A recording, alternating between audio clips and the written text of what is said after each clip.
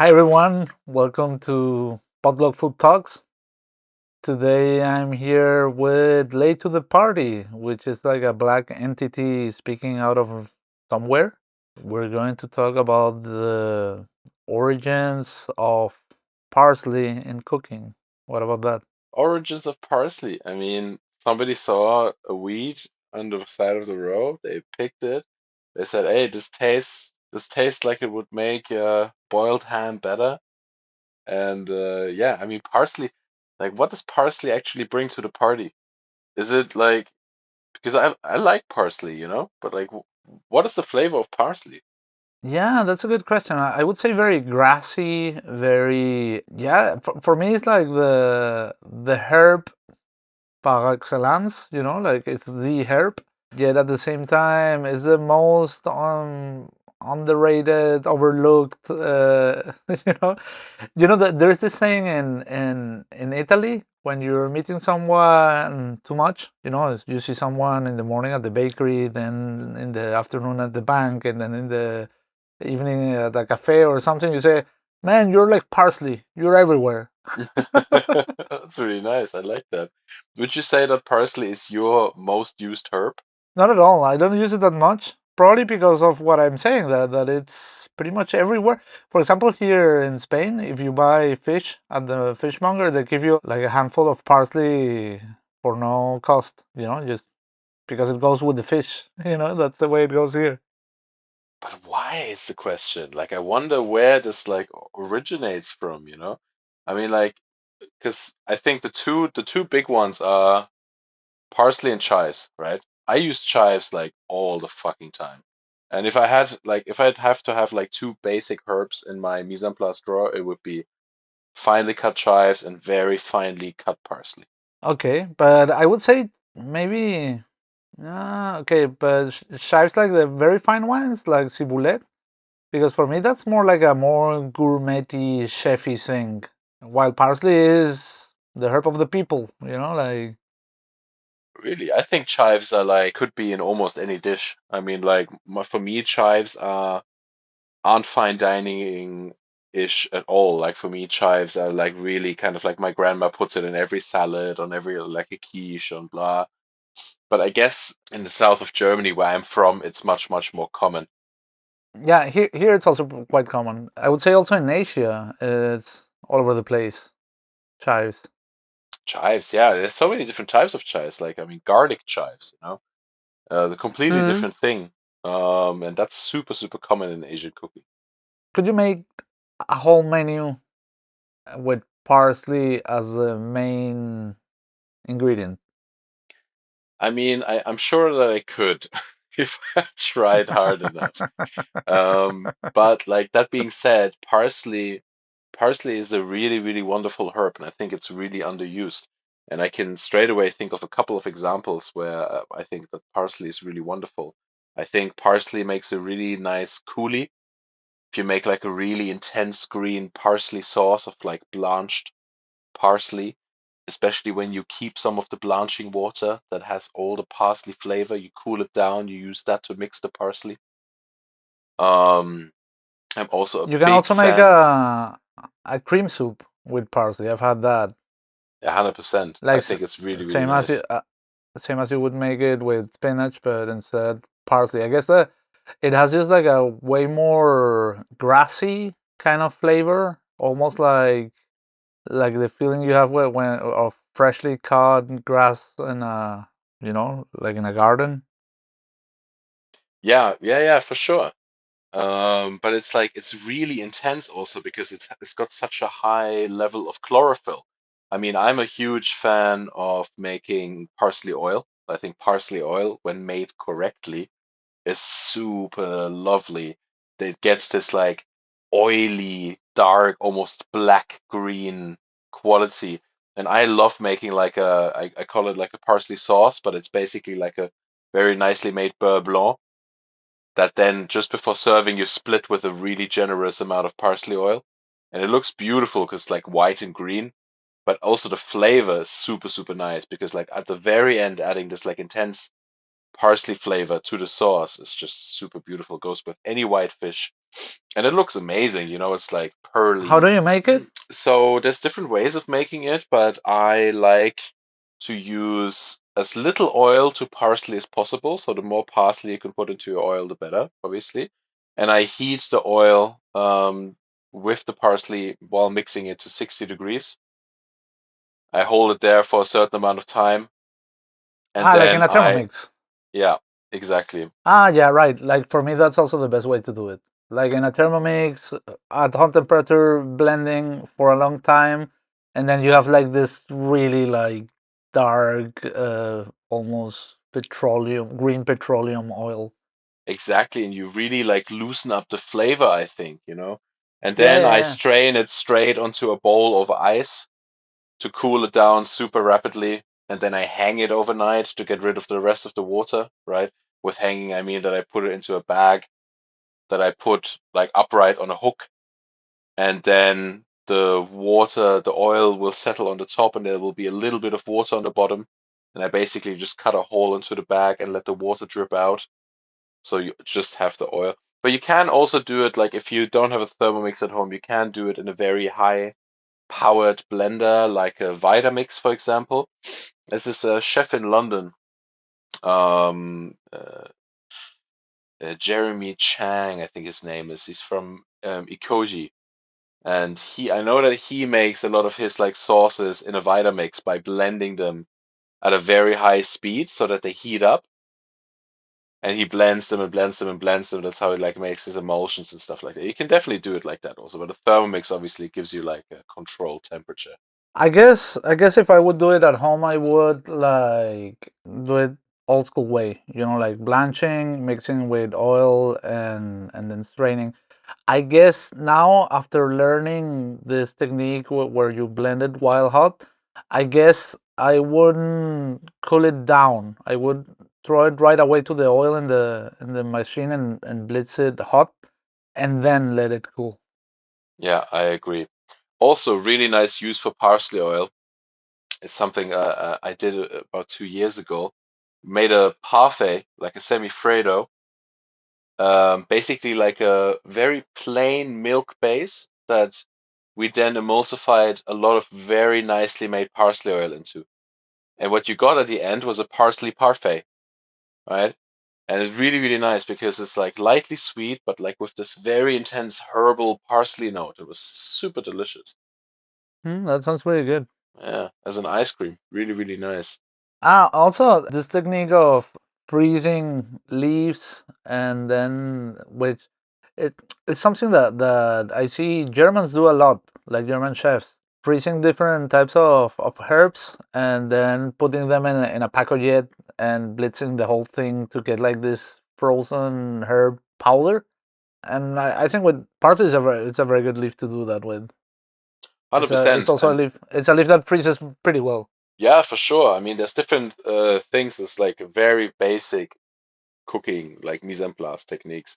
Like in German, we call it a Matte often, which is a very strange term because a matte would be like a mat, like something that you would lie on. Oh yeah, often like either you pick the leaves of all the fibrous stems and then, yeah, like you said, freeze them and uh, puree them into like a powder, or you blanch them, squeeze out all the water, pack them into a packagette, freeze them, and then blitz it a couple of times until you have a very, very smooth, very green herb puree that you then use to add to sauces, to, mousses or whatever, to creams, to flavor and to color it.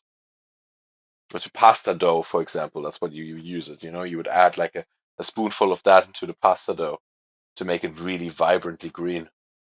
Yeah, I think it's a very versatile herb and also a herb that also resistant pretty much. You can pretty much cook parsley. You can throw it into a sauce from the beginning and cook it all over through, and it will hold on. I think that also makes it very interesting. Also, the name of the herb for me is funny because in German it's petersilie. Peta, which is Peter, and in Spanish is perejil, and in Catalan pere is Peter. It's the same.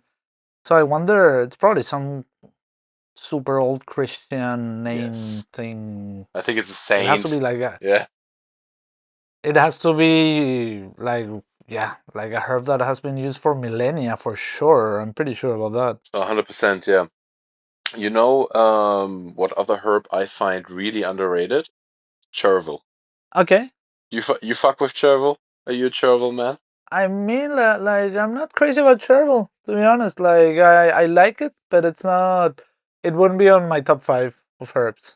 Oof, I think it would be on mine. I love chervil. I think it's a little bit of a better parsley in a way, like especially Oh, for really? yeah, like especially for like herb salads and garnishes and stuff like that. Yeah, I yeah. I love this like think slight anisey flavor that it has. I think is really underrated. People just look at it as like a leaf, but it's really delicious. a parsley salad is not so easy. I can only think of Fergus Henderson's this parsley salad with the bone marrow, you know?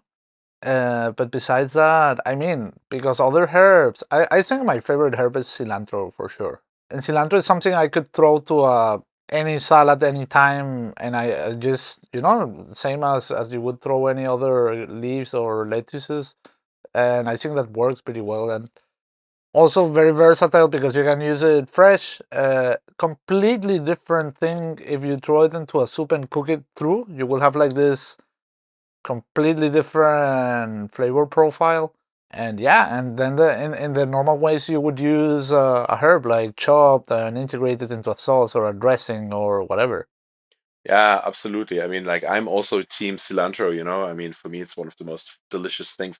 And also like one thing something like I could almost always add more, you know? It's like almost never Mm. enough. It's just fucking delicious, but obviously half of the world's population doesn't like cilantro at all. It's a very common genetic defect, which is actually really interesting because I don't know if people know this or not. Common genetic defect, whether you like cilantro or not. And if cilantro tastes like soap to you, it means that you have certain receptors on your tongue that people who don't have this with cilantro do not. So it's really funny. It's not just like sort of like, oh, your tongue is underdeveloped because you don't like cilantro. It's actually the other way around. Yeah, that's do you know what a super taster is? This is something that is a profiling for example, in the wine world. There are like people that are super tasters, and so either you are or you're not. And this is again genetically. This is not something you can choose or get better at or whatever. It's just you're way more sensible. And these people that are way more sensible, these super tasters, it's usually also the people that don't like a lot of stuff. Mm, Like yeah. they're like super picky and this kind of things. Also, just today I was talking about. I had a food tour today. We were walking around in Old Town and trying different things, and we were talking about perception in general, the different roles that can be played when you're tasting something, and something very interesting is memory, of course. When you try something that brings you to your childhood or brings you somewhere, and you're like, oh, like I know this smell, or suddenly I remember. For me, I get that every single time with rösti or kartoffelpuffer. My dad used to cook that at home, and I was literally a 2-year-old baby, and every time I smell that, I go directly there. Those kartoffelpuffer with apple puree. I guess Oh, it's as German nice. as it gets. It's mega German, there's yeah. no there's nothing more German than that. No? Yeah. Yeah, but it's crazy. I have exactly that with certain things as well. I have a very, very strong thing with yuzu.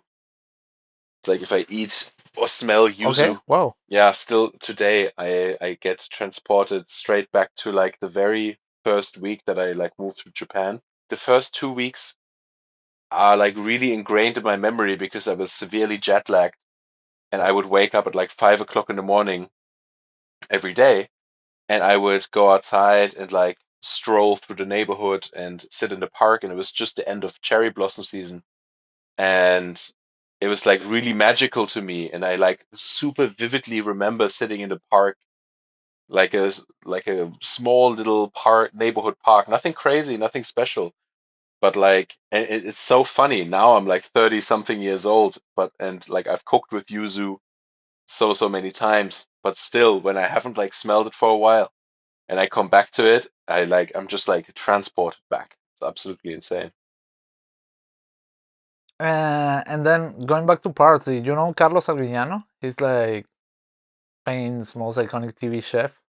He's famous for putting parsley on fucking everything. Like Well, he's Basque, every isn't time he he? finishes a dish, yeah.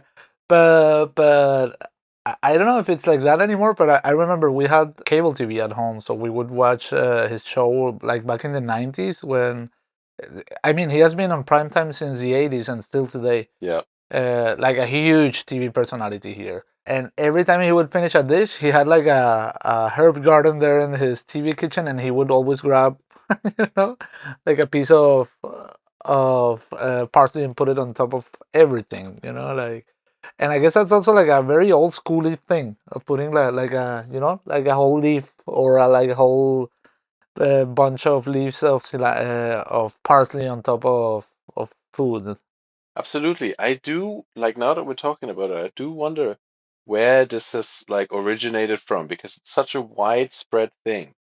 And I feel like there must have been more of a reason for it than just I'm going to put something green on the plate. You know, this whole cliche of the curly parsley next to your like roast piece of meat or whatever, your schnitzel or I don't know, you know. It's so in a way we like now it's such a cliche that chefs try to on purpose stay away from this, you know. So, but like, where did it originate from? But I guess it's like a common sense thing that it just gives it like a more fresh and vibrant look to foods. And you will find the same thing, for example, in Japanese cooking. You will see they use shiso leaves to decorate stuff, or other kind of leaves for that matter. You think that's the only reason? Do you think there's like a, I don't know, like some liturgical Catholic reason or something like that I think there must have been more of a reason than just aesthetics. to keep vampires away? I like that one. Yeah, or to like eat it after the meal to like support your digestive tract or something. I don't know, man. You know, I'm just spitballing here. You know, I just want to unravel the mysteries of the curly parsley. Open your mind. Look beyond the curly horizon. You know. You know what's not so cool, and I've tried it, and it's not that cool. It's like, well, you mentioned parsley parfait, but Mm. that was for sure savory. But like a dessert. Yep. Okay. I was just going to say that that's something I haven't found like good ones. You've told me you've talked about that parsley parfait before, and I always thought it was savory. Ah, it is actually sweet. Like not overly sweet, but definitely sweet. But for a dessert, and then what do you have there? Okay, but then I guess it was very subtle, right? Like it was not like in your face parsley. Here you go. No, it was more like I mean, how can I describe it? It's also like cooked parsley, you Like a know? whipped cream with a parsley accent, more something like that. Yeah, in a way, like you could definitely taste the parsley, but it had this like herbaceous, woody, sort of oily flavor, like very green, very chlorophyll, you know? Almost like like parsley matcha kind of thing, you know? By the way, I recently was invited to a Truffle Forum. That was fun. Oh, nice. Yeah. Yeah, it was jointly with the Basque Culinary Center and the Culinary Institute of America. So there were session on both schools, and they were talking online. So the different association of producers of truffle here in Spain, which are Teruel and some other regions, which are the greatest producers in the world, actually. They brought some truffles, so there was a tasting, explanation on the product and everything. It was good. It was good, but I have to say, well, something I thought about you actually is that they were talking about something that I mentioned here on the podcast, and you were like, "No way, that's bullshit." How do you call it? Infusing eggs with truffles. Like if you storage them in the same Tupperware or whatever, eggs and truffle. the eggs were become truffled. And that's true. That's true. Oh yeah, they were talking, and these were producers and experts, and they were explaining like the good practices of truffle. It was quite common to not only that, but to do that a lot, as much as you can. Like you have truffles, and you put like eggs and cheese and butter and all sorts of stuff in the same Tupperware, so everything gets impregnated with the truffle, and then you use it. But I have to say, maybe for that very same reason, that for me these truffles were weak. Like yeah, because it has this what's the name of this strong smell that has gas, or eggshells, and this azufre in Spanish. What's in it? Sulfur in Sulfur, English, yeah, maybe yeah. sulfur. Yeah, like that smell is one of the distinctive smells of truffle. I mean, I've been in restaurants where suddenly it's like, oh my god, what's going on? There's a gas leak, and nothing is going on. It was just somebody opened the Tupperware with the truffle inside, And for me, that's an indicator that first of all that it's a proper real truffle, not some kind of summer bullshit or anything. Yeah, 100%. Which, by the way, I brought because we also talk about the summer truffle issue here in the show, so I brought that up. So people were throwing questions and stuff, and so my question was like, okay, what's the deal with summer bullshit? Why does that truffle exist? No, I said like, I mean, I was in a restaurant which is, and then the menu said truffle, and I was excited because oh nice truffle, like it always makes me feel excited if I'm going to have something with truffles. And then it came with this truffle shaves, and I tried, and this is fucking summer truffle. Why would you shave summer truffle? First of all, it's not expensive, so you shouldn't treat it as gold, because it's not. And second of all, it's tasteless, so you should basically treat it like champignons. You should put like four whole truffles into a dish. And I asked like, what's the deal with that? Why? What's the proper way to use it? There was one of the experts that started like answering around, but there was another one who was like a producer, and he told me like, you should never do that with summer truffle. That doesn't make any sense. Like you should, quarter it and throw it to a pan with butter, and cook it like mushrooms or something like that, Oh, really? which makes completely yeah, of course, because I mean, use your common sense. It's not expensive. It's not as aromatic. So why are you shaving it like super delicate and. I guess people's perception of truffles is really, really narrow. I mean, like mine as well. And I think people get really swept away by the idea of a truffle. So for them, a truffle automatically is something extremely special, very pricey, and it is. If you don't know about the quality difference of truffles, it's very hard, and you're kind of like, oh yeah, it's a truffle, cool, I'm gonna shave it on top, but like Yeah, from one truffle to another, there's worlds in between. my advice is for anyone that wants to get into the truffle. First of all, spend money. Like I mean, you can get like a wonderful, super good truffle float in anywhere in the world, like for €100, which is money, but it's not like crazy money. Like okay, it's expensive, but I mean it's like €100, but with one of those truffles, you can make like a super aromatic dinner for four people. It's like $25 each.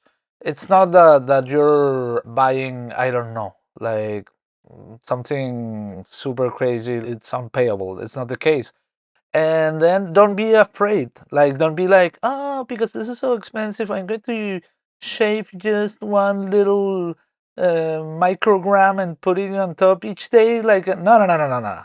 Eat the whole thing in one meal. Like go through it, get the real deal of what truffle is all about. That's something. It reminds me of Thomas Keller's book, French Laundry Cookbook. He would talk about that, like these very noble produces that people are afraid of using and that they're expensive.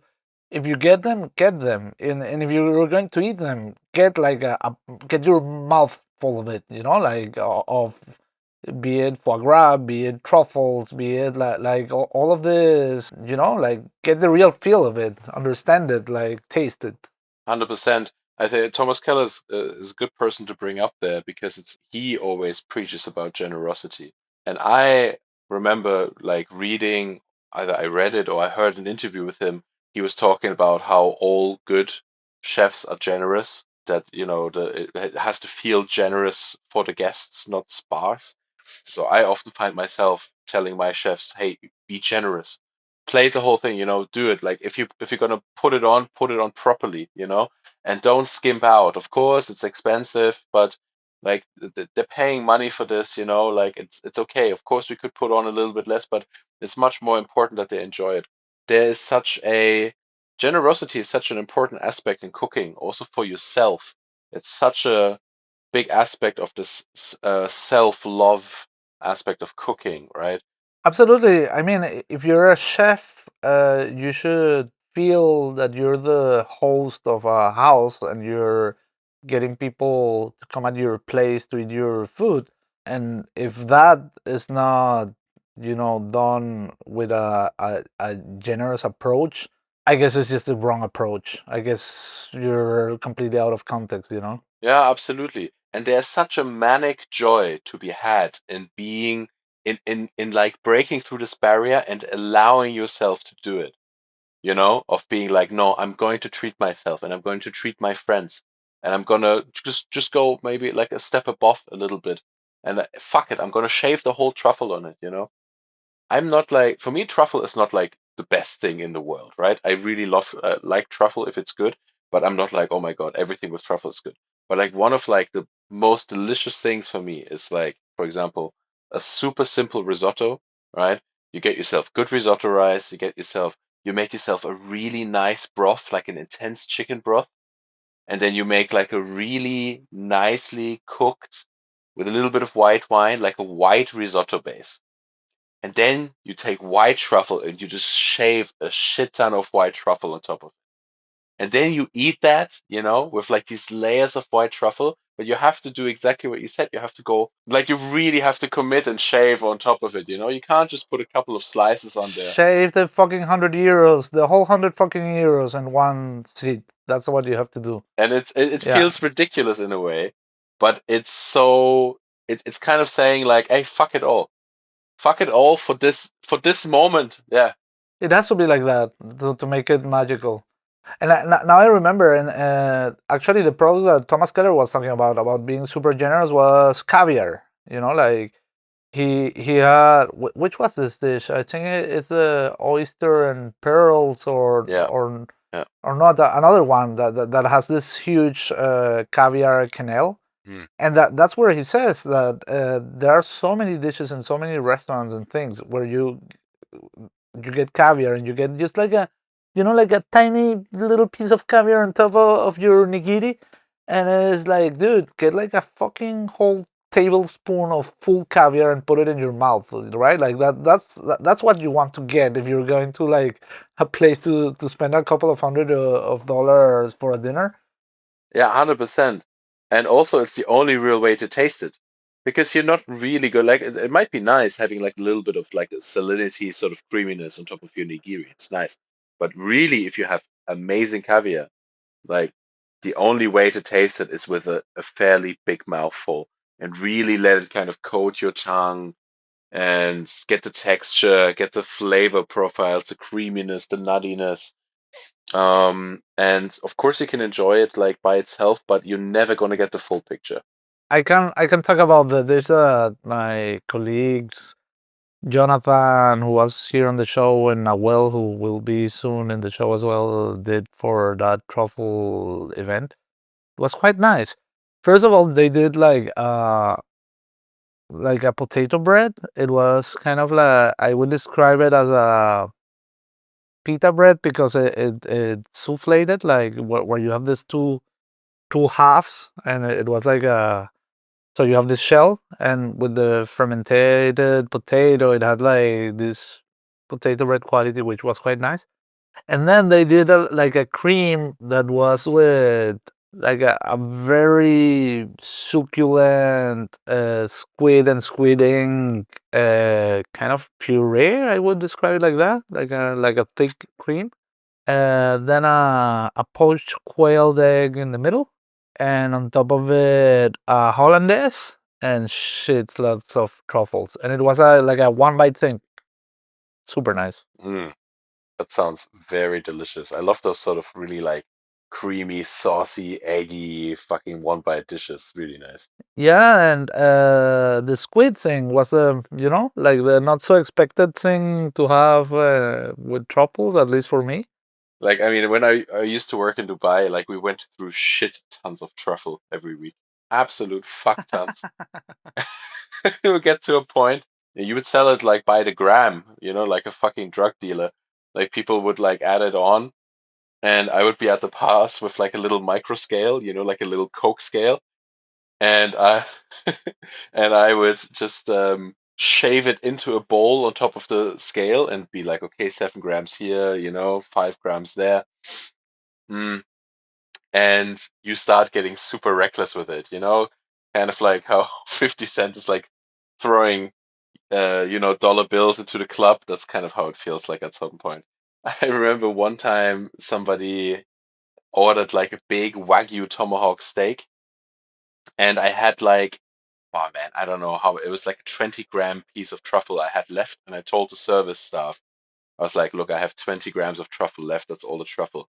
And this guy, he ordered this big, I don't know, like a 1.5 kilo tomahawk Wagyu steak. And he was like, I just want the whole thing. Like, I'll just take the whole truffle on top of the steak. And they came to me at the pass and they told me, and I was like, is he sure?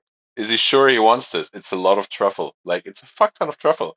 And they're like, no, he's absolutely sure. He wants the whole truffle. And I was like, okay, all right. And so I went to the table to shave it because it was such a ridiculous situation. And I shaved, I think, for 2 minutes straight, just going bum bum bum bum Wow. bum bum bum bum bum bum bum, truffle flying everywhere. But what was this? Is like a Russian drug lord or what? Ah, your regular Dubai party boy. That must how much was that? Like 3,000 euros, the bill or something like that. Uh, yeah, I mean, these guys, they like, that's really nice. There you can really like work with add-ons, caviar, truffles, etc., because there will always be people who will take it. Like for example, in Berlin, you have this problem. You're like, okay, if I'm gonna order truffles, are enough people gonna buy it while they're good? Like, are there gonna be enough people who gonna pay 100 euros extra for their main course? Answer for me, I don't know. Like in the past, like 3 years is, oof, I don't know, not so much. But there, you can do it all. Like I was doing for a while, I was doing Wagyu katsu sandos um, with a white truffle coleslaw. So super simple, like super nice A5 Miyazaki Wagyu, fried, rested, cut open with like a nice sauce, like a really nice sort of like coleslaw with julienne white truffles inside. And then you cut it open, you grate some more of the truffles on top, and each portion would cost, I think, like 120 euros for like a 2-bite sandwich. And we put it on, and it became like a bestseller, and we were selling like 20 every night. You know what goes super well with truffles, since we were talking about truffles and parsley? Parsley root. Parsley root, yeah, Super, super for nice. sure, for sure. All root That's a vegetables, super like nice ingredient, parsley root, and so underused, I guess, because we just talked that parsley is something that you find everywhere and this and that and blah, blah, blah. But parsley root, I bet most people don't even know it. absolutely. I used to think parsnip and parsley root are the same thing, but they're actually not. No, no, no. Mm. They're different. Yeah. Yeah, no, They're pretty similar, but they're different species. Yeah. it's really, really nice. Yeah, parsley root, celeriac, all those sorts of things. Truffle, I mean, that is a fucking winter winning combination. Yeah. And butter, and that's it. Stairways to heaven. That's it for this week's episode of Potluck Food Talks. If you like what we're doing, make sure to subscribe to the podcast so you never miss an episode. You can also find us on Instagram and TikTok as Potluck Food Talks. The show airs every Monday.